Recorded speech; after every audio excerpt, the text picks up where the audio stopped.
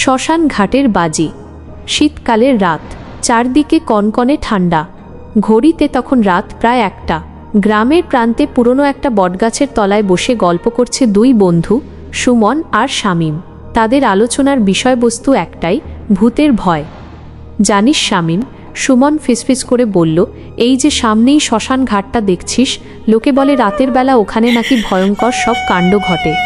একবার আমার জেঠুর বন্ধু। সুমন থামতে না থামতেই শামীম একটা তাচ্ছিল্যের হাসি হাসল। শামীম জন্মগতভাবেই একটু বেপরোয়া আর সাহসী।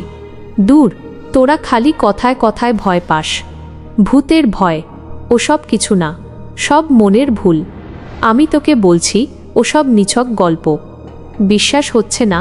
সুমন চ্যালেঞ্জ ছুড়ে দিল। তাহলে একটা কাজ কর, এখন রাত প্রায় 2টো বাজতে চলল।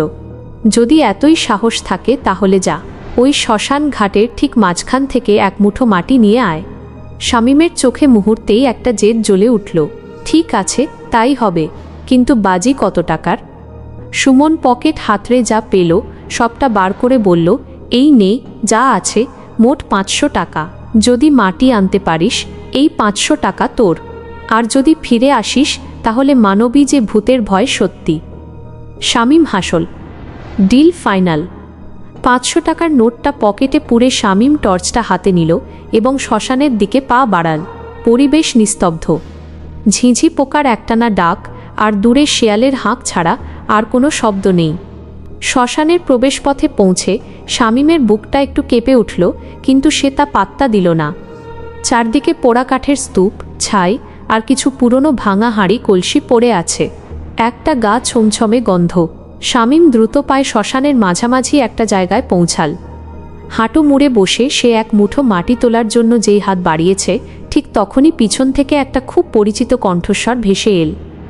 শামীম। শামীমের হাত থেমে গেল। এ তো তার মা গলা। এত রাতে মা এখানে কি করছেন? শামীম পেছন ফিরে তাকাল না। সে মনে মনে ভাবল, তারা চিহ্ন না, এটা হতে পারে না।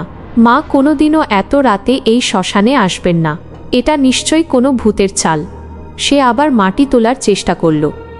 শামীম বাবা, কোথায় যাচ্ছিস? দাঁড়িয়ে যা। গলার স্বরটা এবার আরও কাছে মনে হলো। শামীমের গা শিউরে উঠল। তার বুক ঢিপ ঢিপ করছে।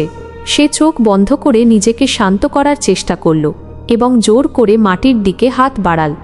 পরের মুহূর্তেই আরও একটা ভারী কণ্ঠস্বর ভেসে এল। শামীম, তোর এত সাহস? এত রাতে শ্মশানে কেন? ঘরে চল। এবার সে তার বাবার গলা চিনতে পারল। ভয়ে তার হাত পা ঠান্ডা হয়ে গেল। তার মাথা ঘুরতে লাগল। সে নিজেকে বোঝাল, তারা চিহ্ন ধৈর্যধর শামীম। বাজি জিতে গেছি প্রায়। আর অল্প একটু। ওরা যাই হোক, ওরা আমাকে ছুঁতে পারবে না যদি আমি পিছন ফিরে না তাকাই। সে চোখ বন্ধ করে ভয়ে কাঁপতে কাঁপতে মাটি মুঠো করে ধরে উঠে দাঁড়াল। তার হাঁটার গতি বাড়ার আগেই এবার একটা নরম কান্নার মতো স্বর শোনা গেল। দাদা, ও দাদা, ফিরে আয়, আমার বড্ড ভয় করছে। এ তো তার ছোট বোনটার গলা। শামীমের সাহস আর রইল না। পরিবারের সব সদস্য তাকে ডাকছে। সে আর সহ্য করতে পারল না। সে 500 টাকা আর সব যুক্তি ভুলে গিয়ে পিছন দিকে ফিরে তাকাল। সে দেখতে চাইল তার বাবা মা বোন সত্যিই সেখানে দাঁড়িয়ে আছে কি না। পিছন ফিরে দেখল সেখানে কেউ নেই, শুধু জমাট অন্ধকার আর শ্মশানের নীরবতা। শামীম আতঙ্কিত হয়ে পড়ল। সে মাটির মুঠোটা শক্ত করে ধরে এক ছুটে সেখান থেকে বেরিয়ে এল। বটতলায় এসে সুমনকে যখন সে হাঁপাতে হাঁপাতে মাটিটা দেখাল, তখন তার মুখ ফ্যাকাশে, শরীর ঘামে ভেজা। সুমন বাজি জিতেছে দেখে খুশি হলেও শামীমের অবস্থা দেখে ভয় পেল। শামীম সেই রাতের পর থেকে আর স্বাভাবিক ছিল না। সে 500 টাকাটাও নেয়নি। সেই রাতে সে যে আতঙ্কটা অনুভব করেছিল তা তাকে গ্রাস করে ফেলেছিল।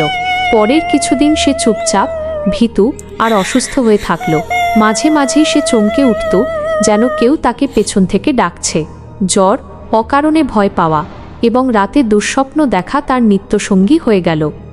ডাক্তার দেখিয়েও লাভ হলো না। ডাক্তার বললেন, এটা তীব্র মানসিক আঘাত। গ্রামের লোক বলাবলি করতে লাগল, শ্মশানের অমঙ্গল নাকি শামীমের উপর ভর করেছে। তাকে বাঁচাতে এখন শুধু ওঝা গুনিনী ভরসা। শামীম বেঁচে রইল ঠিকই, কিন্তু সেই রাতের স্মৃতি আর অসুস্থতা তাকে বহু দিন ধরে ভুগিয়েছিল। সে আর কোনোদিন ভূতের গল্প নিয়ে হাসি ঠাট্টা করার সাহস দেখায়নি।